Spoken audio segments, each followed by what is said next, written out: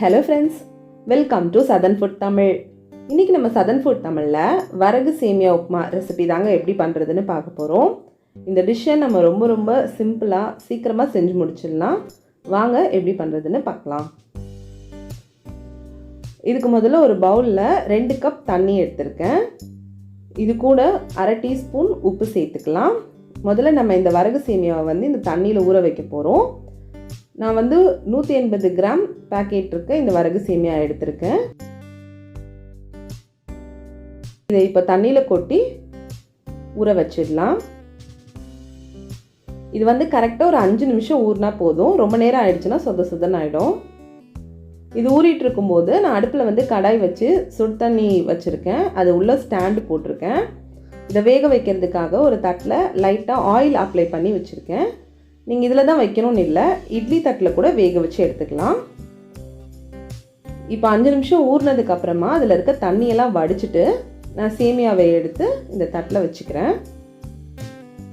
இது எல்லாத்தையும் வச்சதுக்கப்புறமா இதை மூடி போட்டு கரெக்டாக ஒரு 8லேருந்து 10 நிமிஷம் தான் ஆகும் இது வேகிறதுக்கு. ரொம்ப நேரம் ஆனால் ரப்பர் மாதிரி ஆகிடும். இப்போ பாருங்கள், எனக்கு கரெக்டாக 10 நிமிஷம் ஆயிருக்கு. நம்ம இதை தொட்டு பார்த்தாலே தெரியும், ஒட்டாமல் வரும். இப்போ இது நல்லா வெந்துருச்சு. இதை எடுத்துடலாம்.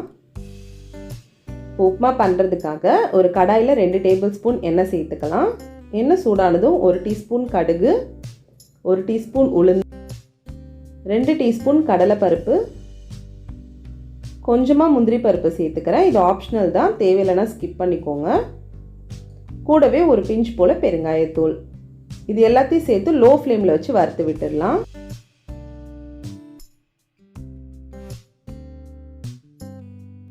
இப்போ இது கூட ஒரு சின்ன வெங்காயத்தை கட் பண்ணி உள்ளே சேர்த்துக்கலாம். கூடவே ஒரு பச்சை மிளகா, கொஞ்சமாக கருவேப்பிலை இலை. இதில் கொஞ்சமாக உப்பு சேர்த்துக்கிறேன். இந்த வெங்காயத்துக்கு மட்டும். நம்ம ஏற்கனவே சேமியா வேக வைக்கும் போதே உப்பு சேர்த்துருக்கோம், அதனால் பார்த்து சேர்த்துக்கோங்க. இப்போ வெங்காயம் வதங்கினதும் இதில் நம்ம வேக வச்சு எடுத்து வச்சுருக்க சேமியாவை உள்ளே சேர்த்துடலாம். பாருங்கள் எவ்வளோ உதிரியாக இருக்குன்னு. கரெக்டாக நம்ம வேக வச்சுருக்கனால கரெக்டாக உதிரியாக வந்திருக்கு, இல்லைன்னா குழஞ்சி போயிடும். இதை இப்போ நல்லா மிக்ஸ் பண்ணி விட்டுடலாம்.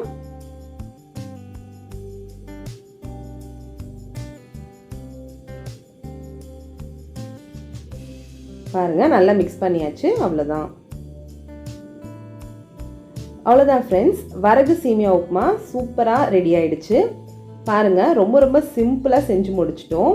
இது செய்கிறதுக்கு ரொம்ப நேரம்லாம் ஆகாது, சட்டுன்னு செஞ்சு முடிச்சிடலாம்.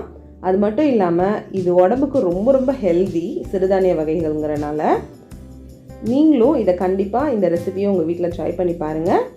வீடியோ உங்களுக்கு பிடிச்சிருந்தா சதர்ன் ஃபுட் தமிழுக்கு சப்ஸ்கிரைப் பண்ணிவிட்டு பக்கத்தில் இருக்க பெல் ஐக்கானையும் ப்ரெஸ் பண்ணிடுங்க. தேங்க்ஸ் ஃபார் வாட்சிங்.